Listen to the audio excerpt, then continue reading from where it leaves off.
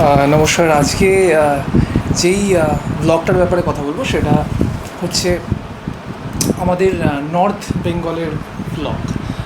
আমরা গত 21শে মে আমরা গেছিলাম নর্থ বেঙ্গল। আমাদের যেই আইটিনারিটা ছিল সেটা হচ্ছে দুটো জায়গা, এমন কিছু বেশি নয়। ফার্স্ট ছিল হচ্ছে লামাহাটা, তারপর ছিল হচ্ছে দার্জিলিং। বেসিক্যালি বাঙালিরা মানে নর্থ বেঙ্গল গেলে পরে দার্জিলিং যাই, যতই অফবিট হোক না কেন, অফবিটে কিছুদিন থেকে তারপর দার্জিলিংয়ে হয়ে তারপর তারা ফেরে। তো আমরাও সেটাই একটা প্ল্যান করেছিলাম যে লামাহাটা যাব প্রথমে। ফার্স্ট আমরা লামাহাটাতে ঢুকলাম, তারপর আমরা ওখান থেকে দার্জিলিং গেলাম।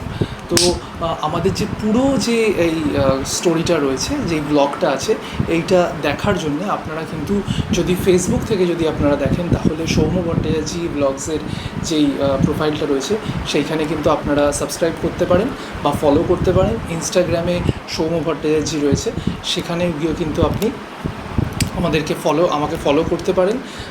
লিঙ্ক আমি দিয়ে রাখবো, আমাদের স্ক্রিনে আসবে।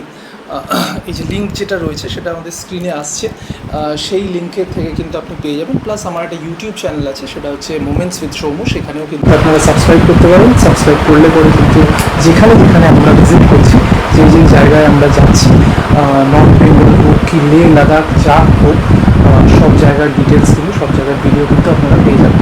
প্লাস আমরা যেই জায়গাগুলোতে স্টে করি সেই জায়গাগুলোর address details plus phone number, contact details সব কিছু কিন্তু আমরা শেয়ার করে দিই, সেই জিনিসগুলো পেয়ে যাবেন আপনারা। তো আমরা নিউ জলপাইগুড়ি থেকে রওনা দিলাম লামাহাটার দিকে। লামাহাটা আমাদের মোটামুটি লাগলো 2.5 ঘন্টা। লামাহাটা পর্যন্ত কিন্তু আমাদের কোনো জ্যাম ছিল না, কিন্তু যদি আমরা এনজেপি থেকে ডাইরেক্ট যদি দার্জিলিং যেতাম, যেই সময় আমরা বেরিয়েছিলাম, আমাদের কিন্তু মিনিমাম 8 ঘন্টা তো লাগতোই, কেননা মে মাসে প্রচণ্ড ভিড়। আর কলকাতার এই গরম থেকে বেরিয়ে লোকেরা নর্থ বেঙ্গলে 13 ডিগ্রি, আমাদের দার্জিলিং লামাহাটাতে 14-15 ডিগ্রি চলছিল। এইরকম ঠান্ডায় কিন্তু সবাই মোটামুটি চলে গেছিল। তো আমরা লামাহাটাতে পৌঁছলাম। লামাহাটাতে পৌঁছে রাস্তা একটু খারাপ ছিল, কারণ আমরা লোয়ার লামাহাটাতে ছিলাম। তো পৌঁছে আমরা যেই হোমস্টেতে উঠলাম সেটা হচ্ছে গ্রোভ হোমস্টে। সেই গ্রোভ হোমস্টে কিন্তু খুব ভালো ছিল, কেননা যেরকম ভিউ ছিল, যেরকম আমাদের ব্যালকানিগুলো ছিল, ব্যালকানিগুলো থেকে অসাধারণ ভিউ ছিল, পুরো পাহাড় দেখতে পাবেন। আর এমনকি ওয়েদারটা এত সুন্দর ছিল যে পুরো মেঘলা।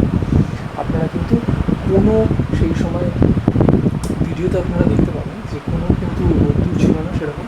তো আমরা পুরো মেঘ আর পাহাড় এর মধ্যেখানে ছিলাম। তাছাড়াও গ্রোভ হোমস্টের খাবার দাবার খুবই সুন্দর ছিল।